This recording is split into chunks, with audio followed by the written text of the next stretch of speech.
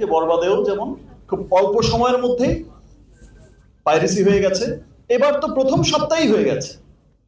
এবং রাফি যে কথাটা বললো যে অন্য আর কোনো সিনেমা না, যে সিনেমাটা এগিয়ে যাচ্ছে, যে সিনেমাটা বিশ্ব জয় করছে, সেই সিনেমাটাকেই টার্গেট করা হচ্ছে। সো আমরা সকলেই সোচ্চার পাইরেসির এগেনস্টে। আমরা যেমন চলচ্চিত্রের মানুষরা, শাকিল ভাই, রাফি, চরকের সবাই মিলে যেমন কাজ করছে, আরো অন্যান্য যারা আছে আমার বরবাদ টিম তারাও কাজ করছে, আরো সামনে যারা সিনেমা বানাচ্ছে বা সিনেমার যারা লোক আছে সবাইকে একসাথে মিলেই কাজ করতে হবে।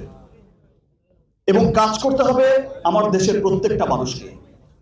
বিকজ এই চলচ্চিত্র, আমরা যারা চলচ্চিত্রের সাথে জড়িত শুধু তাদেরই চলচ্চিত্র না, এই চলচ্চিত্র হচ্ছে এই দেশের প্রত্যেকটা মানুষের।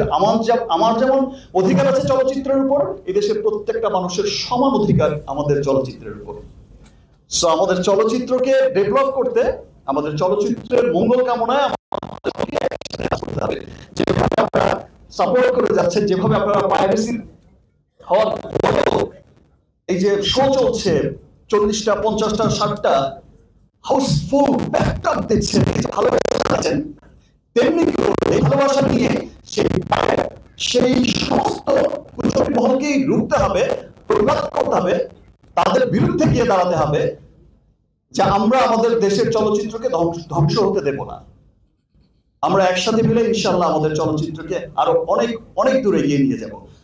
ধন্যবাদ জানাচ্ছি আমাদের আইন শৃঙ্খলা বাহিনীকে, আমাদের পুলিশ বাহিনীকে। তারা আসলে খুব শর্ট টাইমের মধ্যেই অনেক স্ট্রং পদক্ষেপ নিয়েছে, মানুষ অ্যারেস্ট করেছে, আরো চালিয়ে যাচ্ছে তাদের অনুসন্ধান, যেন তারা সেখান থেকে বের করে আনতে পারে যে মূল হোতাটাকে, এবং সেই মূল হোতাও বেরিয়ে আসবে।